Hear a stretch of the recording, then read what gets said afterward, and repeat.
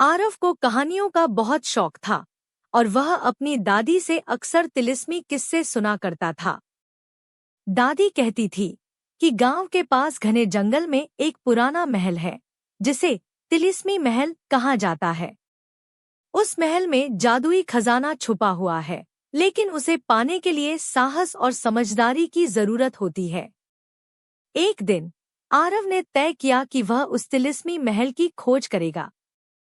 वह अपनी छोटी पोटली में कुछ रोटियां और पानी लेकर जंगल की ओर चल पड़ा। जंगल घना और डरावना था, लेकिन आरव ने हिम्मत नहीं हारी। चलते चलते उसे एक बूढ़ा साधु मिला, जिसने उसे चेतावनी दी, महल में तुम्हारी परीक्षा ली जाएगी। अगर तुमने सही उत्तर दिया तो तुम्हें खजाना मिलेगा, वरना तुम वहीं कैद हो जाओगे। आरव ने साधु को प्रणाम किया और आगे बढ़ गया। कुछ ही देर में वह तिलिस्मी महल के सामने खड़ा था। महल के दरवाजे पर एक विशाल पत्थर का दरवाजा था, जिस पर लिखा था, सच्चाई ही कुंजी है, झूठ से दरवाजा नहीं खुलेगा।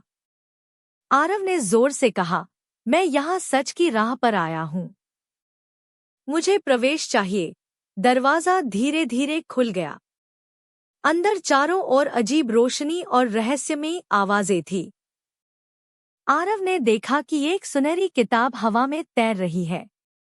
किताब ने पूछा, अगर तुम यह खजाना चाहते हो तो 3 सवालों के सही जवाब दो।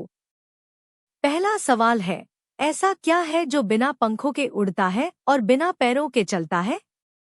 आरव ने तुरंत उत्तर दिया, समय। किताब चमकी और कहा, सही उत्तर। दूसरा सवाल था, ऐसा कौन सा खजाना है जो बांटने से बढ़ता है? आरव ने सोचकर कहा, ज्ञान। किताब और तेज चमकने लगी। आखिरी सवाल था, सच्चाई और झूठ में क्या फर्क है? आरव ने गंभीरता से उत्तर दिया, सच्चाई हमेशा दिल में शांति लाती है, जबकि झूठ डर और भ्रम पैदा करता है। तीनों उत्तर सुनने के बाद किताब सोने की धूल में बदल गई और एक छोटी तिलिस्मी चाबी प्रकट हुई। उसी समय महल के अंदर एक दरवाजा खुला, जिसमें अनगिनत खजाने थे। लेकिन आरव ने उन खजानों को नहीं चुना। उसने केवल एक जादुई किताब ली, जिसमें असीमित ज्ञान था। उस दिन के बाद से आरव ने उस किताब के जरिए गांव में सभी की मदद की। वह गांव का सबसे ज्ञानी और प्रिय व्यक्ति बन गया।